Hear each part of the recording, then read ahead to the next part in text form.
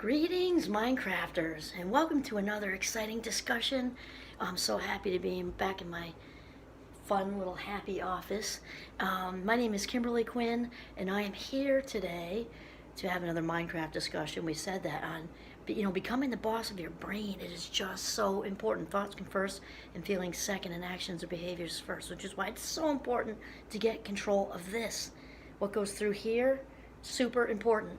Okay, so today we're going to talk about symptoms of authenticity. And it's interesting because we often talk about, oh, it's snowing. I love snow. It's my favorite. Wow. If you lean out, you can see Lake Champlain. Well, not today because it's snowing, but anyway, it's a beautiful view. So symptoms of authenticity, so often we say symptoms and it's like bad thing, bad thing. Symptoms of the flu, symptoms of, you know, mood disorders, symptoms of addiction, symptoms. And you know what? Symptoms don't have to be that, because on our way, we've been talking about all this, a good, authentic conversation about being, about you being on the path to authenticity. And so there are some symptoms that start to show up that I have 10 that I just came up with earlier. Well, I was actually thinking about it in the Jeep on the way here, and also inspired by Wayne Dyer, so I'll bring him in too.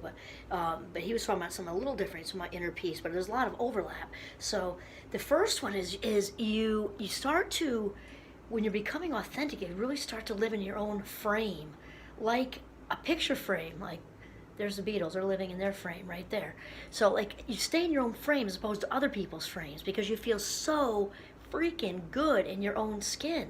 And so you're not out here getting the external approval and living in their lives and wanting their successes and desires and just wanting their approval and wanting kudos and wanting appreciation, because you're living in your own frame inside there, and because you just feel so good in your skin. And then the second one is you're just genuinely happier. It's not just a fleeting moment of happier. You just, because you are in your own frame, the happiness is all right here. It's like you kind of wear it, honestly, like an aura. So you're happier, which also can lead straight to joy, which is happier amped up, like a joyful moment. And I'll explain to you a joyful moment I just had Saturday. And it's not a huge story here. My best friend from college finally got her she shed for her crafts, and she's also had a kind of a rough go the past year because of life. That just stuff happens. And she's such a very optimistic person, and she finally got this completely redid this back room behind their garage into like a craft room, which is her favorite thing in the whole world. And when she said, "Oh, just quick," we had gone to dinner. "Quick, just come in and see my she shed. All new floors, new lights, new paint, and it's all seashells and the Cape Cod lake she loves." And I walked in, especially knowing, the rough go the last year. I was absolutely I was overjoyed for her. I just like, this is for you, and this is everything you love. And she's at her happiest when she's doing crafts, soaps, and all this stuff. So I actually was overtaken with joy for her in that moment, which I'm pretty sure I said to her. Okay, the next one is that we're less reactive. We're less reactive. Remember we talked about shenpa, which is that like surge. Somebody said something that's unkind or snarky or salty. I mean, it can be deep. It doesn't have to be deep. It can just hit us the wrong way.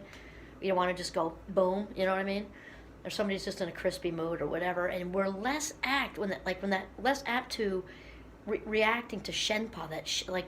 Remember that the shenpa is like a little itty bitty, or can be bigger actually, volcanic eruption inside us that just, it's that where we just want to say something right back, like a knee-jerk reaction. When we're becoming more authentic, we have less of that. And remember that the bar is not set at perfect. Don't like that, okay? Set it to our best. But as we are progressing along the path to authenticity, these are some symptoms that start to show up. And maybe one or two at a time, maybe one on this day, a different one on the other day, two on that day, one on this day, all different combinations. But we become less reactive overall. Doesn't mean you don't have a moment, of course you can. But overall, the percentage goes down, let's say it that way. We also really have an extremely diminished desire to judge people. And that's why I said diminished desire instead of like a lack, because we're human and that can happen sometimes. We really don't have the desire to judge people because we kind of get it, even if we're not thinking it, we kind of get it internally that whenever somebody judges somebody else, it says 0 or close to 0 about the person being judged, and 99+% about the person doing the judging. They're coming from a broken place, insecure place, angry place, whatever place. But when somebody's being critical, it's about them and not you. And so we get that. So we're also just less apt to do it. It doesn't mean we don't have a moment, like I said, because sadly, judgment can feel really good. It's like this immediate rush. What happens less often when we're on the authentic path.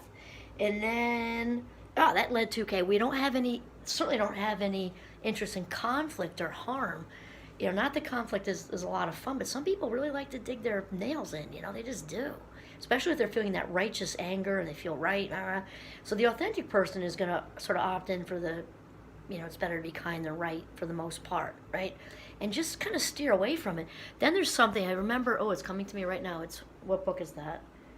It's the word is, I think it's Sanskrit, and it's ahimsa, do no more harm. And the thing is, somebody is on the authentic path. I want to say it's John Kabat-Zinn. Anyway, it doesn't matter because the word is Sanskrit. Ahimsa, do no more harm, do no more harm.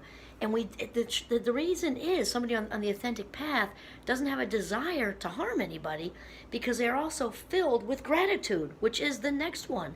We reside, those of us who are way into the authentic journey along the path, that just reside in gratitude. And then that leads to my next one, which, oh my God, I just knew this morning this was going to come into a video. I just didn't know what it was going to be called. I was out with little Giovanni, snowshoeing, and we went way earlier than usual because I had this, Sean the Amazing is working on the bathroom. And so we got out of there to get out of his way, and it was kind of earlier, and oh my God, the colors and the snow and I can't even possibly do justice describing it to you. It just looked, oh my God, it was just so gorgeous. Anyway, so the gratitude led to an overwhelm.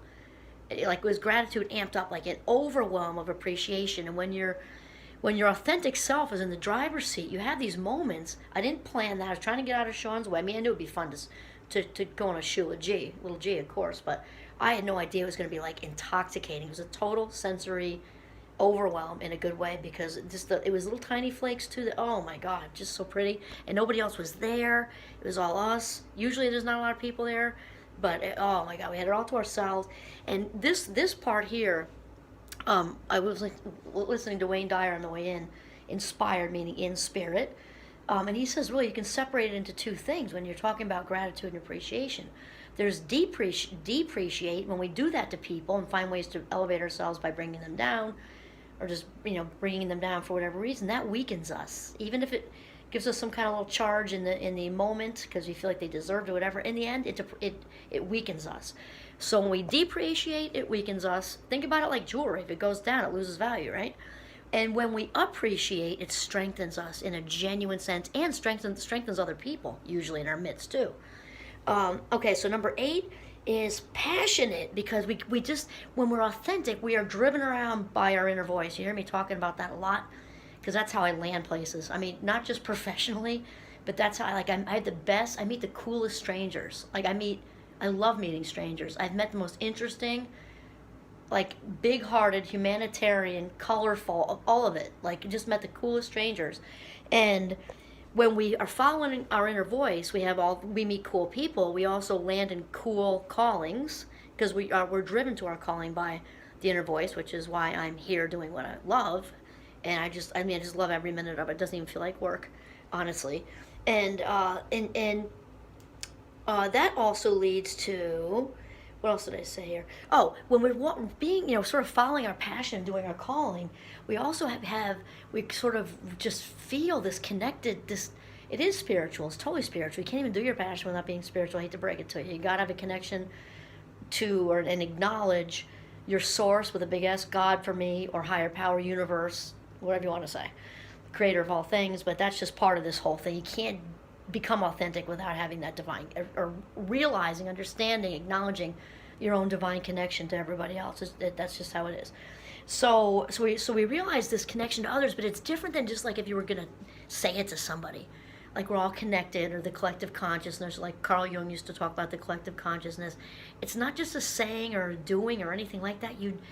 it's like you're at another level. Like you actually feel it. Like what I do to myself affects you. What you do to me affect like in a way that's just this universal. I don't know how to explain it, but there's a hyper awareness of being all connected together, which is so cool. And then lastly, this is like so Abraham Maslow. He's one of my two favorite psychologists. The other one is Viktor Frankl, who I also love. Is you become aware of that you have like whatever your purpose is, the inner voice is bringing you to there. Your own divine, being your best Jonathan or your best Raphael or your best Melissa or your best you. You really, when you're on that highest, like high or highest, anywhere in the high vibration of being the best version of yourself, you also get that whatever your purpose is. I don't care if you're a doctor, lawyer, teacher, yoga instructor, recycling collector, custodian, whatever you are, you get this feeling of having a purpose that's bigger than you are. And even it doesn't really, it's independent of what it is that you do. It's so hard to explain, but that's called self-actualization, and that is at the like the top of Abraham Maslow's pyramid, if you want to look that up, because Abe is the best. He's just so cool.